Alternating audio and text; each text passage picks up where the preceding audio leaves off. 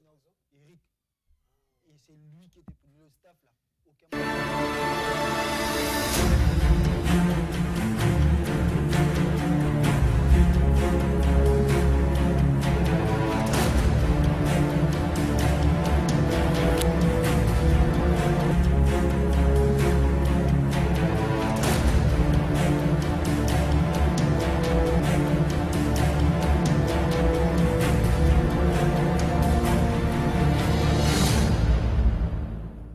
C'est un réel plaisir d'être chez vous pour parler sport. Mesdames et messieurs, bonsoir et soyez les bienvenus sur le plateau du Sport 45, en tout cas au sommaire du football, avec le démarrage de la phase des poules des coupes africaines interclubs. Eh bien, le représentant congolais en coupe de la Confédération, j'ai donc cité Diable Noir, a très mal démarré cette phase de poule, battue par le Stade Malien 1-3. En tout cas, dans cette émission, nous y reviendrons en long et en large avec nos différents collègues ici sur ce plateau. Eh bien, mesdames et messieurs, préparatif de la 26e édition du championnat du monde de handball.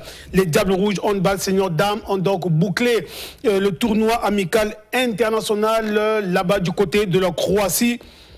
En tout cas, ce tournoi a été bouclé par les Diables Rouges Handball Senior Dames en concédant une défaite face cette fois-ci au Monténégro. Score final 33 pour Monténégro et 26 pour les Diables Rouges. Voilà tout pour le sommaire. En tout cas, Monsieur Serge Désiré Kouboulekana, bonsoir. Bonsoir. Bello Kissita, bonsoir. Bonsoir, Donald. Christian Toto, bonsoir. Bonsoir. Mesdames et messieurs, comme je vous l'ai dit dans la vitrine de cette émission, nous étions du côté du stade Alphonse Massamba Débat hier, où a donc démarré la phase de poule des coupes africaines interclubs. En tout cas, le représentant congolais Diable Noir recevait le stade malien hier du côté du stade Alphonse Massamba Débat. Christian Otato, c'est la déception, c'est le moins que l'on puisse dire, puisque le Diable Noir a connu une très mauvaise entame de la compétition.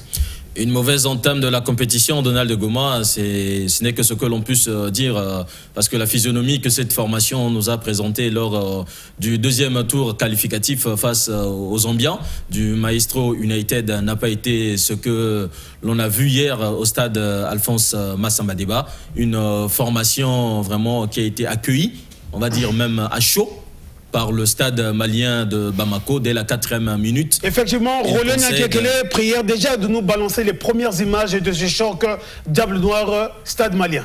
Dès la 4e minute, il concède l'ouverture du score sur une balle perdue, un mauvais dégagement par le gardien Dodi Bissila, même si il a pu vraiment se racheter sur la première intervention en stoppant le tir.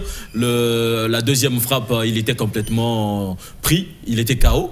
Le deuxième but à la 10e minute, ça jouait vraiment beaucoup, surtout connaissant le déficit du football congolais. C'est rare de voir le football congolais être mené et revenir au score. Ah oui, c'est très rare. Et surtout, on avait l'esprit, comme on peut le traduire, que l'esprit des joueurs était déjà au vestiaire, parce qu'ils vont concéder avant la mi-temps le but du 3-0. Le plus dur est qu'en seconde partie, le score, il n'y a pas eu, l'équipe adverse n'a pas eu à marquer d'autres buts pour alourdir vraiment le score.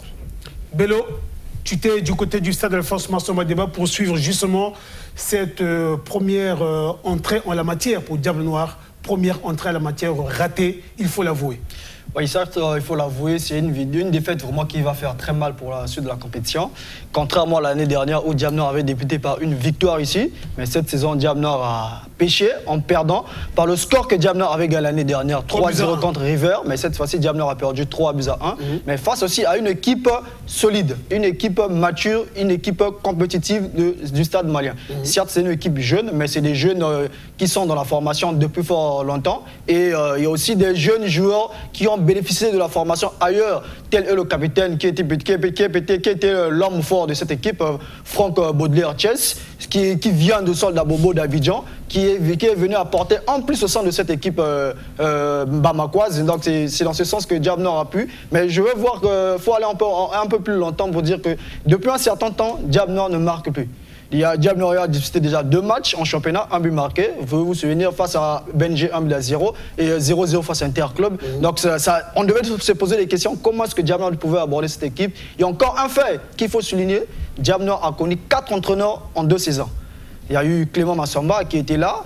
Il y a eu le français Tozi Noël. Il y a eu le Congolais, excusez-moi, Barthélémy Ngacheno. Et aujourd'hui, nous avons à la tête Cyril Ndonga, qui malheureusement n'avait pas commencé la compétition. Il est venu trouver, il n'a pas fait le recrutement. Et les hommes forts que Diable a eu à débuter la compétition cette saison, notamment les Karl Wunda, les Fataki, ne sont plus là, ne sont plus titulaires au sein de cette ossature. Et hier, on a senti le joueur qu'on se disait qui va peut-être prendre la relève afin de ramener le Diable au plus haut sommet, Yann Ngatié, qui est passé totalement à côté du match. Donc c'est des faits qu'on doit souligner pour que Diable Noir puisse corriger, car le prochain adversaire c'est Cheikh Koukoune, un néophyte aussi, où Diable Noir peut en profiter de gagner ses 3 premiers points dans la phase de groupe.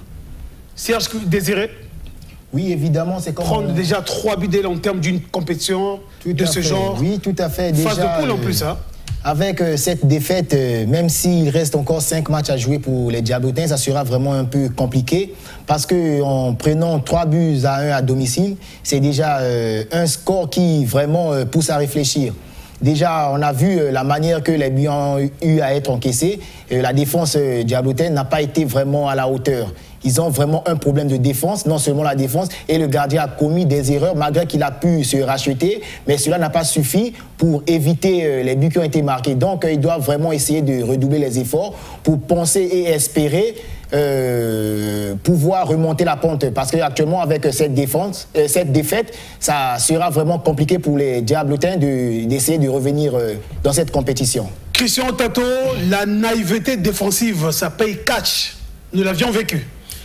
La question qu'il faut se poser est de savoir est-ce que réellement le coach Cyril Ndonga a mis en place la tactique qu'il faut pour ce match, parce que quand on regarde bel et bien, il n'y a pas eu de changement dans l'effectif de Diable Noir par rapport à celui qui a commencé la compétition. En dehors de l'absence de Karof Bakwa, de Blarin Maloula, de Gloire Ngalibali et de Jimmy Bayindoula, si l'on regarde bien, c'est quasiment les mêmes joueurs. Dodi Bissila était là, il était titulaire lors des deux matchs du tournoi qualificatif. Donc du deuxième tour, face au Maestro United, il y a Freeman Niamate, le défenseur Ernest Malonga était bel et bien présent, Janar Bemba était bel et bien là, Teji Lutonadio, il était aussi là, Joël Mosevico, on ne va pas l'épargner. Donc si on regarde, c'est Archie Fataki, qui n'a pas commencé, même s'il avait joué il était titulaire lors du match aller en Zambie. Lors du match retour, il avait cédé sa place à Yann Ngatié. Donc quand on regarde, c'est quasiment les mêmes avec lesquels le coach Cyril Ndonga a commencé cette campagne. Mais est-ce que la tactique avec laquelle Noël Tozi a eu à évoluer est la même par rapport à celle que Cyril Ndonga a eu à présenter? Est-ce que ce n'est pas là où les joueurs ont eu du mal vraiment à s'adapter à cette philosophie? Bello? Oui, exactement. Christian a raison ce qu'il vient de dire. Est-ce que c'est la tactique laissée par par Tozi Noël que les joueurs ont du mal? Exactement. Si on voit les 11 qu'a aligné à l'époque Tozi Noël et les 11 qu'a commencé à déjà aligner Cyril Ndonga, il y a un changement. Parce que Tozi il commençait le match avec un 4-3-3 et il terminait souvent ses matchs en 3-5-2. Chose difficile qu'on a vu. Diable Noir a pu essayer hier dans les 15 dernières minutes, que c'était déjà trop tard. Trop tard déjà. Trop tard, même si ça a donné un penalty, mais c'était déjà trop tard, car les joueurs ne sont pas vraiment encore en bain. Et les hommes, le style de jeu que Tozi utilisait avant, c'était rarement de voir les transitions. Il passait toujours par Joël et les ballons de l'attaque passaient forcément par Fataki, qui donnait du poids à l'attaque afin de libérer de l'espace pour les autres et utiliser beaucoup les couloirs. On a senti hier le jeune Ernest Malonga hors match, Ngakoso, le latéral droit, qui n'a pas vraiment existé. Beaucoup sont passés à côté du match. Exactement, donc voilà même d'ailleurs l'erreur du but, si on peut le dire ainsi, où les gens vont beaucoup culpabiliser Bissila, mais si on peut bien voir l'action du but, d'où provient cette erreur, c'est d'abord la passe. Jonar Mbemba dans la passe qui n'a pas bien été appuyée, et le gardien avait déjà du mal, vu ses crampons, bien réceptionner le ballon et il a fait ce qu'il fallait. Mais malheureusement, on ne peut pas toujours l'épargner parce que c'est des actions d'un gardien, il faut mettre en touche ou dégager loin. Carrément. Mais voilà. Il n'a pas pris ce risque. Il a mis un tel ballon dans l'axe. Il est rentré dans l'euphorie pour jouer au spectacle. Malheureusement aussi, le Malais était plus malin. Et il a été rattrapé. Rattrapé pour inscrire le combi du côté du stade malien. Voilà, mesdames et messieurs, en tout cas, comme vous pouvez le constater, nous vous rappelons que Diable Noir a perdu lors de son premier match de la phase de poule 3 pour les Maliens, 1 pour Diable Noir. Retenez simplement que les buts maliens ont été marqués à la 3e minute, donc cueillis à froid. Oui, Diable Noir a été cueilli à froid. 3e minute par Koulibaly Daouda. À la 7e minute, les Maliens ont enfoncé le clou, cette fois-ci par l'entremise de Yoro Diaby. Et à la 39e minute, en tout cas, les visiteurs ont une fois de plus fait le break en inscrivant le 3e but par Issa Yakoubou. Vous comprenez pertinemment, mesdames et messieurs, que dès la première mi-temps, Diable Noir était déjà mené par 3-0. Et c'est du retour des vestiaires que les Diablotins ont tenté de sauver l'honneur à travers ce penalty. Transformé par Kolo Lori. En tout cas, Kolo Lori, c'était quasiment à la 66e minute qui a donc pris à contre-pied le gardien malien. Nous allons revoir tout ceci, mesdames et messieurs, dans ce condensé. Et on revient sur ce plateau pour justement, une fois de plus, analyser ce Diable Noir Stade malien.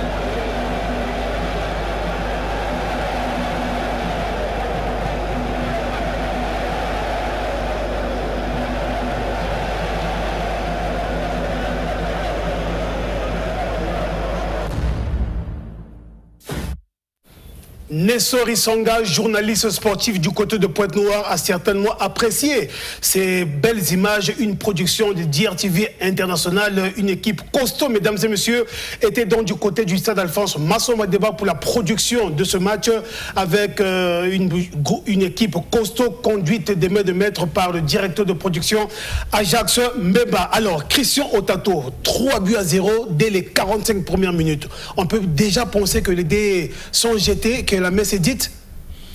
Ça dépend de la physionomie de l'adversaire que l'on a devant soi, parce que nous l'avons vu, on se rappelle bien de la finale de la Ligue des Champions en 2005. Le Milan AC était en train de mener 3-0 face à Liverpool, mais en seconde partie, Liverpool avait changé de physionomie. Et ça a changé. Sauf que du côté de Diable Noir, c'était complètement le contraire, parce que la précision n'était pas du tout au rendez-vous. Les joueurs maliens étaient vraiment plus vite. Ils allaient plus vite que les joueurs de Diable Noir, les défenseurs de Diable Noir, lorsqu'ils avaient des opportunités de but. La précision leur a vraiment souri. Ils n'ont pas eu besoin de tirer à 5 reprises pour cadrer leur premier tir.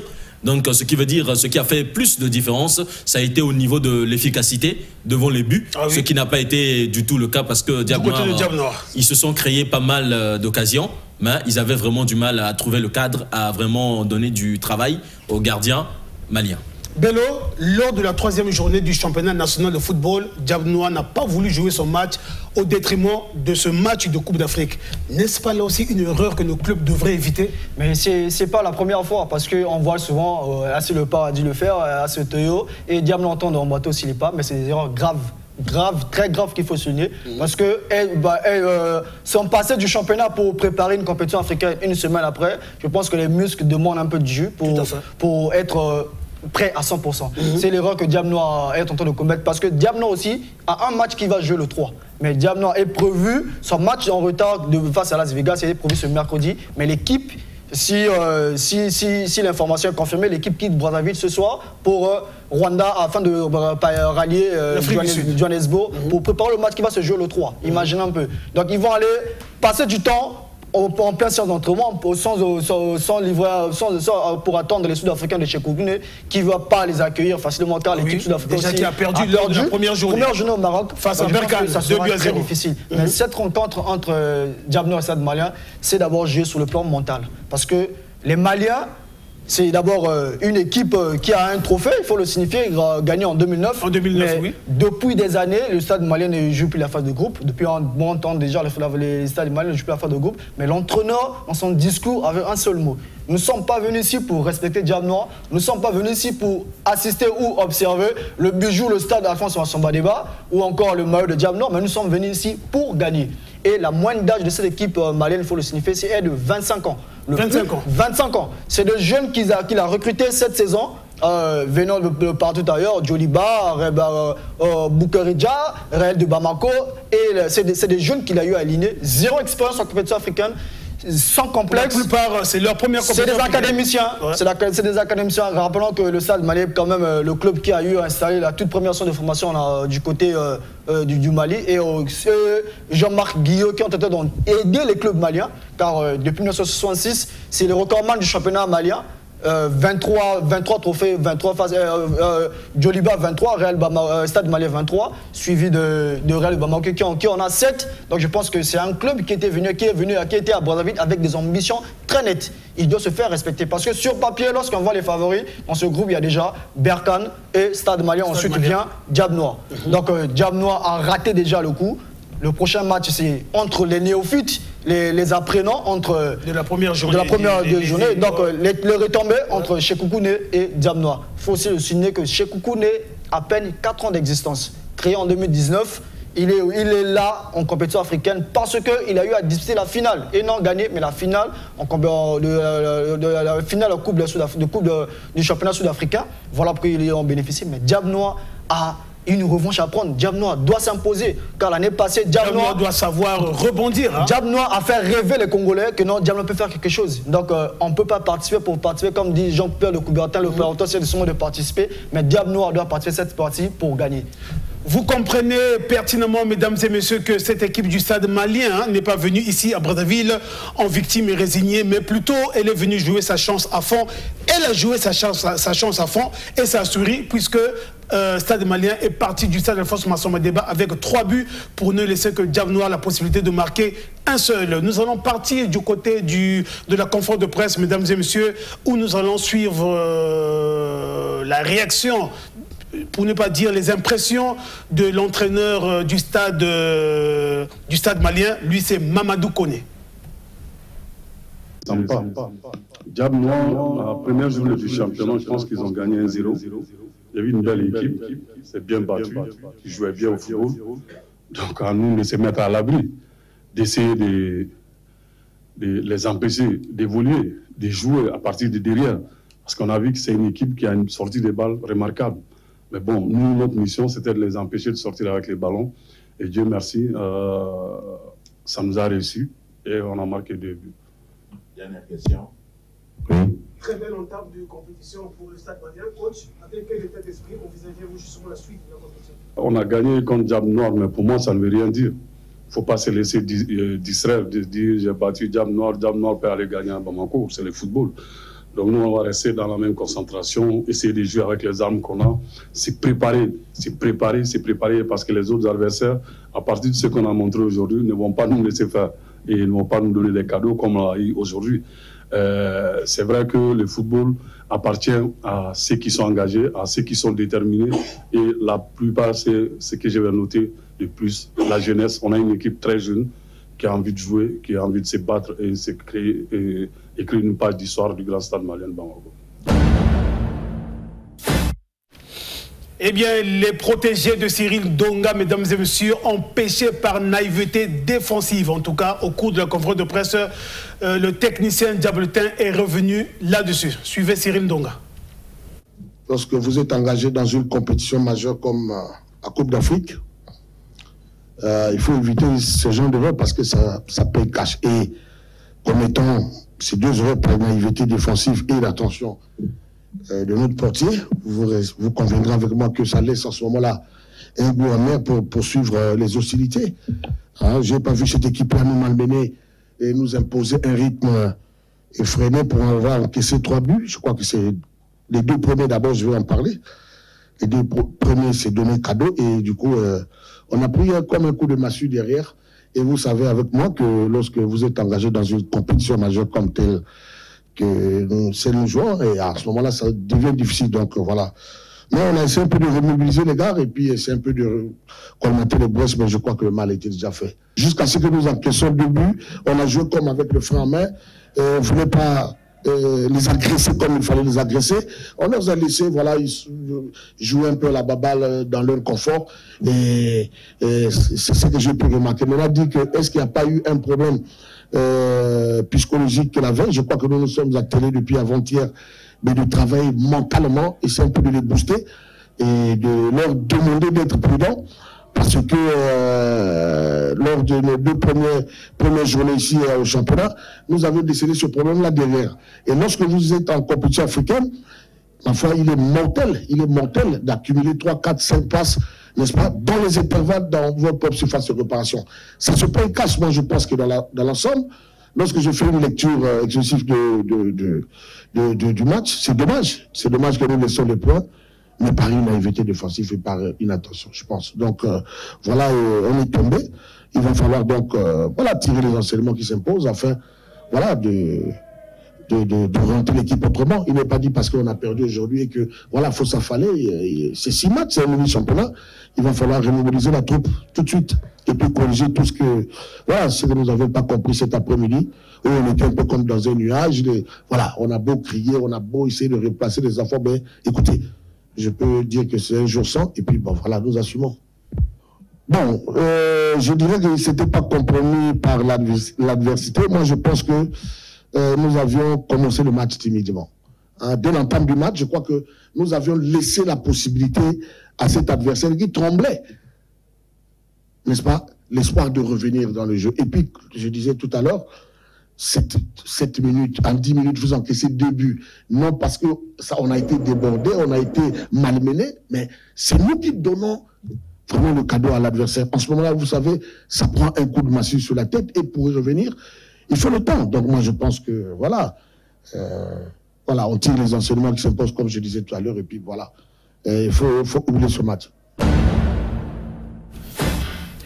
Voilà, mesdames et messieurs, en tout cas, il y a eu du côté des attaquants Diable Noir, en tout cas, ils n'étaient pas performants devant les buts. Nous avons senti qu'il n'y a pas eu cette rage, cette soif, l'absence d'un véritable renard de surface. En tout cas, au cours de cette conférence de presse, Cyril Ndonga, il est revenu sur ce manque criard d'un véritable renard de surface au sein de cette équipe des Diables Noirs. Suivons-le une fois de plus. Pour la suite. Bon, la solution, il faut attendre le mois de janvier pour que j'ai une parole, n'est-ce pas, pour essayer un peu d'étoffer cette équipe-là, parce que j'ai hérité cette équipe avec beaucoup de temps et je l'ai fait savoir à M. Fiarsik. Et je pense que quand vous êtes en compétition africaine, il va falloir que dès l'entame des hostilités, que vous essayez d'étoffer, n'est-ce pas, en qualité, un certain nombre de postes. Et moi, je pense que ce problème-là, ça ne date pas d'aujourd'hui. Je disais aussi lors de mes précédentes interviews aussi que lorsque vous voyez le championnat congolais, le poste qui nous pose plus de problèmes, c'est le poste d'avant-centre. Et que de ce côté-là, bon, ben, en ce moment-là, il faut se focaliser sur le groupe. Il va falloir rebattre les cartes pour essayer un peu voilà, d'étoffer l'équipe, mais en qualité, mais à des postes clés. Donc je pense que voilà comment je peux répondre à cette question. Et s'il faut rebattre les cartes, au mois de janvier, j'en ai parlé à Michel Fiadji, il va falloir qu'on s'asseye, qu'on essaie un peu de voir comment gonfler notre équipe, mais en qualité à des postes capables de gagner le match. Parce qu'il est anormal que nous jouons contre le Stade Malien aujourd'hui, on a eu plus de 10 occasions et qu'on n'arrive pas à mettre au fond, donc il y a un problème. Mais on dira on ne travaille pas assez devant le but, mais je pense que le poste d'avant-centre, c'est un poste spécifique. Il faut avoir aussi des joueurs qui ont du talent, qui ont des arguments à faire valoir dans une équipe de football. Donc je crois que si on a besoin d'un bon gardien de but, on a besoin aussi d'un grand avant-centre de pointe. Et ma foi, on va travailler avec ceux qui sont là jusqu'à ce que bon, nous ayons la possibilité de recruter voilà, des joueurs capables de venir voilà, apporter le côté tueur dont on a besoin lorsque nous sommes engagés en compétition africaine. Voilà, dans cette première journée, mesdames et messieurs, de la phase de poule de la Coupe de la Confédération, on a également joué ailleurs. Alors, Christian Tato, autre résultat. Oui, il faut notifier qu'en dehors du revers de Diable Noir 1 contre 3 face au stade malien de Bamako, l'équipe de Renaissance de Berkane a pris le dessus 2-0. Du côté de la régie, prière de nous balancer au fur et à mesure ces diapos. De Sekoukoun, 2-0. Dans le groupe A, l'USM Alger s'est imposé 2-0 face au Al Hilal. Il faut notifier également que l'équipe du Future Football Club a pris le dessus 1-0 face au Super Sport United. Le club africain s'est imposé 2-0 face au Dreams FC. Rivers United s'est imposé 3-0 face à l'APC Lobito, ça c'est dans le groupe B. Et dans le dernier groupe, l'équipe de Sangrada Esperanza a pris le dessus 2-0 face au Soir. Le Zamalek du Caire s'est imposé 1-0 face au Abu Salem. Et les autres, le classement par groupe, peut-on se faire déjà une idée? Bien sûr, déjà dans le groupe D, l'équipe du Stade malien est seule en tête. Grâce à elle a la même différence de buts que l'équipe de Berkane, mais le nombre de buts marqués lui donne l'avantage. 3 points pour le Stade malien, tout comme la Renaissance de Berkane. La 3e place est occupée par Diable Noir avec une différence de -2. Même différence pour les Sud-Africains de Sekoukoun. Dans le groupe A, l'USM Alger est en tête dans le groupe A avec 3 points, une différence de +2. Future FC a 3 points, une différence de +1. L'équipe de Supersport a 0 points, une différence de -1. Pareil pour la formation du Al Hilal. L'équipe de Rivers United a 3 points, une différence de +3. Ça, c'est dans le groupe B. L'équipe du club africain a également 3 points, une différence de plus 2.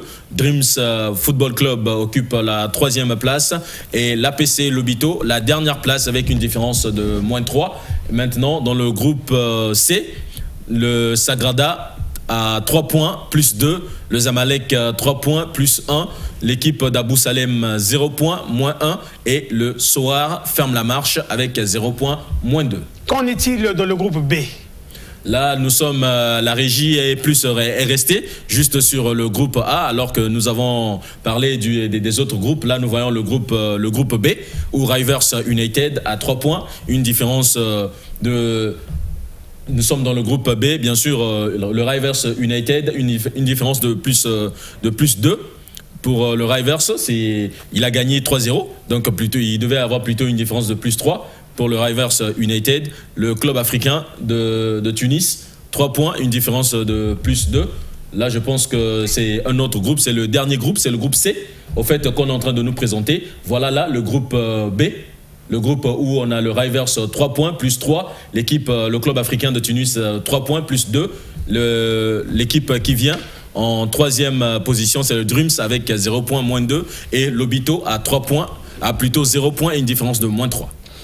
Les compétitions africaines interclubs, mesdames et messieurs, c'est la Coupe de la Confédération, mais également c'est la Ligue des champions africaine. Là aussi, Christophe Otato, nous sommes déjà dans la phase de poule de la Ligue des champions. Effectivement. Peut-on déjà se faire une idée des résultats? Effectivement, c'est depuis le 24 que cette compétition a commencé avec une grande surprise, la défaite du tout-puissant Mazembe face aux Pyramides FC d'Égypte sur le score de 1-0. L'équipe de Belouizdad a pris le dessus 3-0 face aux Young Africans. Le 25 novembre, ça a enchaîné avec la victoire de Petro Atlético, 1-0 face au Al Hilal. L'Espérance sportive de Tunis s'est imposée 2-0. Le Al Ahly d'Égypte a pris le dessus, 3-0 face au Madima Sporting Club. Le Wydad de Casablanca s'est fait surprendre en s'inclinant face au Botswanais du Jwangnyeom Galaxy. Match nul entre le Simba Sporting Club et la SEC Mimosa. Le dernier match de cette première journée a été la rencontre qui a opposé le Mamelodi Sundowns face au FC Nouadhibou de la Mauritanie. Qui s'est imposé tranquillement 3-0. 3-0, tout comme le Al Ahly. Voilà, et à propos du classement, là, au niveau de la Ligue des champions, peut-on savoir davantage? Effectivement, déjà, on a terminé avec le Mamelodi. Il faut notifier qu'il prend seul la tête. Au fait, il est à égalité de points, mais sa différence de but lui donne le profit. 3 points, plus 3. Le Pyramide a 3 points, plus 1. Le tout-puissant Mazembe, 0 points, moins 1. Le Nouadhibou ferme la marche avec sa différence de moins 3. Dans le groupe B, le Jwaneng est seul en tête, 3 points, puisqu'il est le seul vainqueur. La SEC et le Simba ont fait match nul, tandis que le Wydad de Casablanca est dernier dans ce groupe. Le groupe C, l'Espérance sportive de Tunis, a 3 points, tout comme le Petro Atlético d'Angola. Le Al Hilal et l'équipe de l'Espérance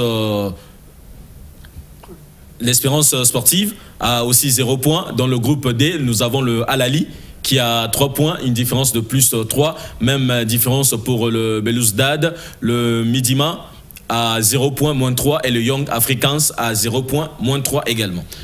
Retenez, mesdames et messieurs, pour boucler avec cette phase de poule des compétitions africaines interclubs, eh bien, la prochaine journée est donc prévue pour le week-end prochain. Diable Noir sera reçu le 3 décembre prochain du côté de l'Afrique du Sud face à Sekokun. Alors les chances de Diable Noir, malgré tomber face au stade malien, auront-ils les arguments nécessaires afin de rebondir?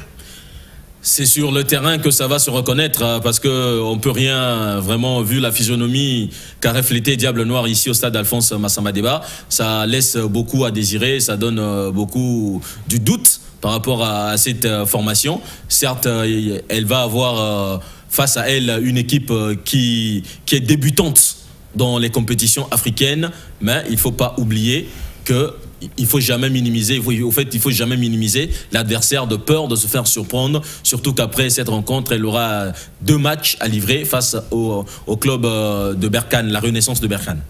Bello, il faudrait quand même redonner du sourire aux supporters diabletins. Et pour le faire, il faudrait carrément gagner lors de la deuxième journée là-bas en Afrique du Sud. Certes, Diable Noir ne part pas avec les faveurs du pronostic, mais sur le football, tout peut arriver. Exactement, mais tout va se jouer sur le mental déjà. Et Diable Noir doit prendre l'exemple de l'Argentine qui avait débuté par une défaite et terminé champion. Tout à fait. Donc, cette saison, il y a une particularité. Il y a 7 néophytes, donc 7 nouveaux venus. Donc, Diable Noir a de la place. Sur 16, il y a 7 nouveaux venus, Diable Noir a de la place. Donc tout est possible sur Diable Noir et les Diabletins doivent voyager avec l'idée de se rattraper. Peu importe les manières que Diable Noir va prester sur le terrain, ils doivent savoir en tête que non, ils sont allés en Afrique du Sud pour gagner 3 points afin de se relancer. Car une défaite mettra vraiment Diable Noir en danger et en mauvaise position pour la suite de la compétition. En tout cas, bonne suite de compétition pour les Diabletins. Parlons à présent handball, mesdames et messieurs, pour parler de la 26e édition du championnat du monde de handball qui va se dérouler là-bas du côté du Danemark, de la Norvège et de la Suède. En tout cas, partiront ou ne partiront pas. Finalement, les Diables Rouges handball senior dames, mesdames et messieurs, sont depuis quelques jours du côté de la Croatie où elles prennent part à un tournoi amical international là-bas en Croatie. Mesdames et messieurs, les Diables Rouges ont livré 2 rencontres. Lors de la première sortie, elles ont été battues par la Croatie 33-23 et lors de la deuxième sortie, les Diables Rouges ont été battus par le Monténégro 33-26. Christian Tato. Effectivement, ce sont les constats que nous avons eu à faire lors de ce tournoi tripartite. La double défaite des Diablesses face d'abord à la Croatie, 33-23, 10 buts d'écart. Et lors du Monténégro, même si l'écart s'est réduit à 7, on peut notifier qu'il s'agit bel et bien d'une défaite. Nous allons partir du côté de la régie, mesdames et messieurs, où nous allons vous proposer un extrait justement de ce match Monténégro-Congo.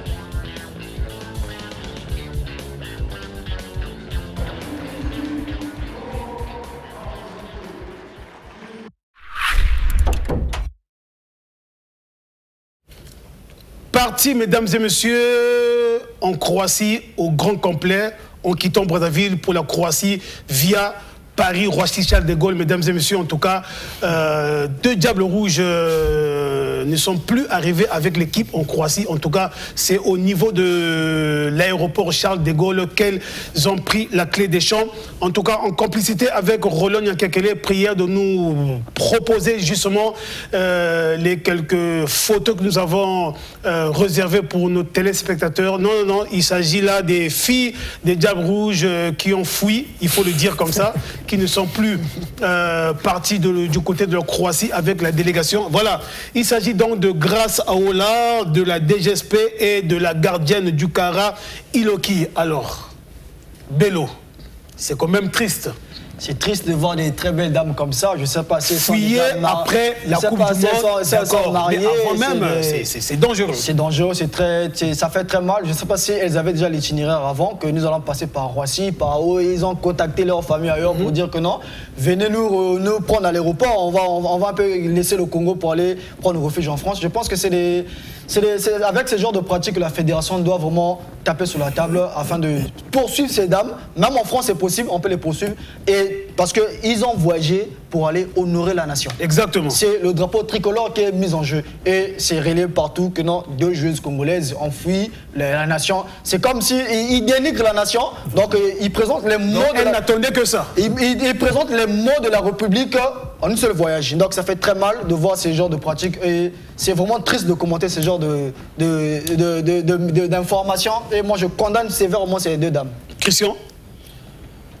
C'est déjà quelque chose où je vais dire c'est condamnable l'acte qui a été posé et reste à savoir est-ce que leur acte ne risquera pas de coûter trop cher au handball congolais, puisqu'il faut rappeler en 2021 il y a eu des joueuses qui ont fui également après la compétition. Ça se répète en 2023 de l'Espagne. En 2023 ça se répète.